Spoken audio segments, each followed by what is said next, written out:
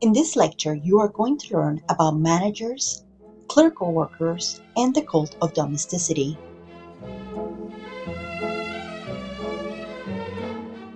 Although we know that industrialization led to the exploitation of the working class, it also led to new types of labor.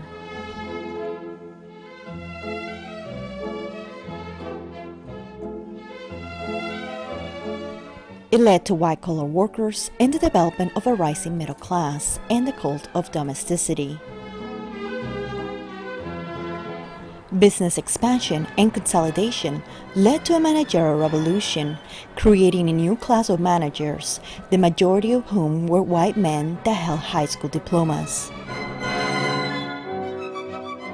As illustrated by this image of their hats, you can see the difference between the worker and the manager.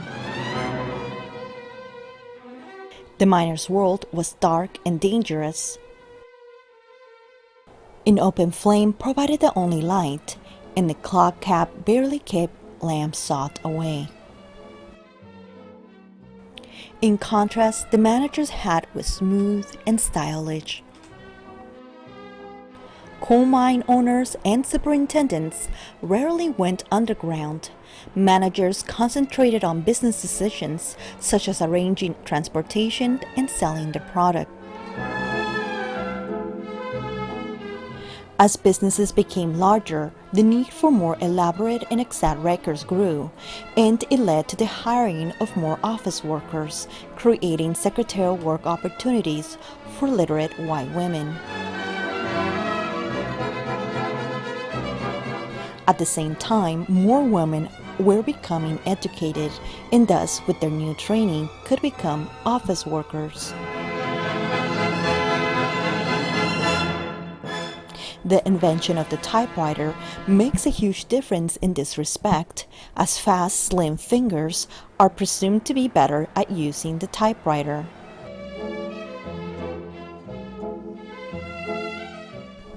In the 1870s, there were hardly any women in clerical jobs. By the 1920s, 15% of clerical jobs were held by women. Industrialization also led to a rise in consumerism. The new middle class now was able to have disposable income that they could spend to buy things, and shopping became a leisure activity. Great palaces of consumption with various department stores opened in major cities everywhere. These department stores did everything they could to attract new shoppers.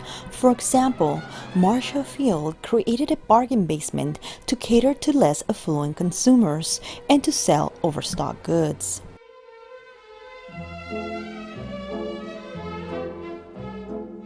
However, most department store owners sought upper and middle class consumers with money to spend on impulse.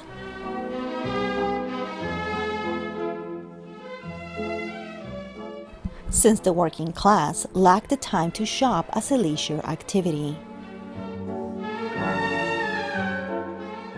As a new consumer culture came to dominate American urban life in late 19th century, department stores offer another employment opportunity for women in the cities.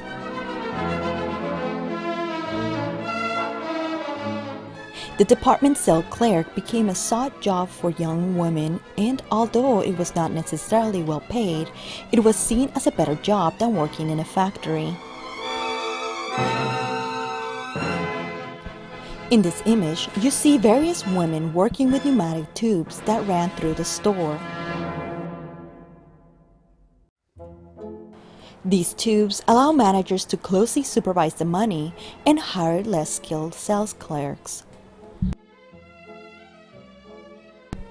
The separation of the workplace from the home marked the shift to industrial society and redefined the home as a heaven presided over by a wife and mother who made the household her separate sphere.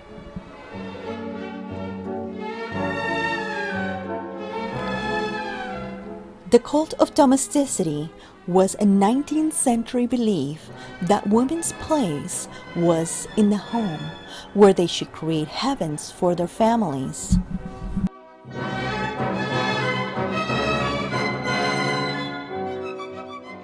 This ideal led to the hiring of women domestic servants for the middle class to help the women of the home.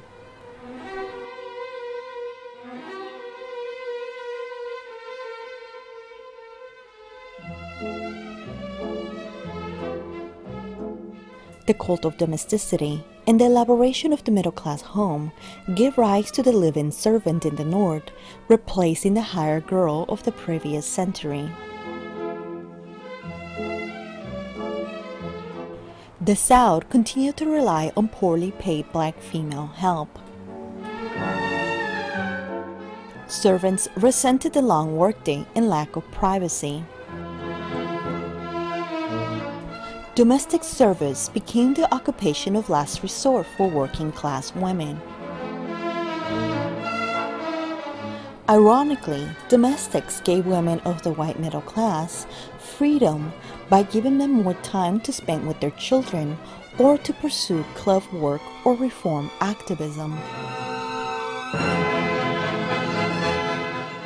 The growing class divisions also became evident in patterns of leisure as well as in work and home life. The poor and working class relaxed when they had time to in the city's new dance halls, music houses, ballparks, and amusement arcades, all of which were familiar parts of the urban landscape by the 1890s. The growing anonymity of urban industrial society provided young people with new venues in which to meet one another. If they wished to participate in commercial amusements, young women needed to learn to negotiate the blurry line of respectability. For example, dance halls became a favorite target for reformers who feared that they lured teenage girls into prostitution. For men, baseball became a national pastime in the 1870s.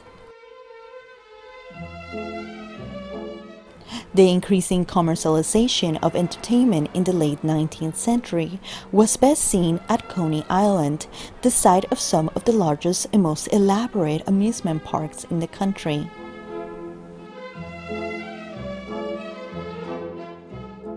That is all for now. To learn more, please continue with the next video lecture.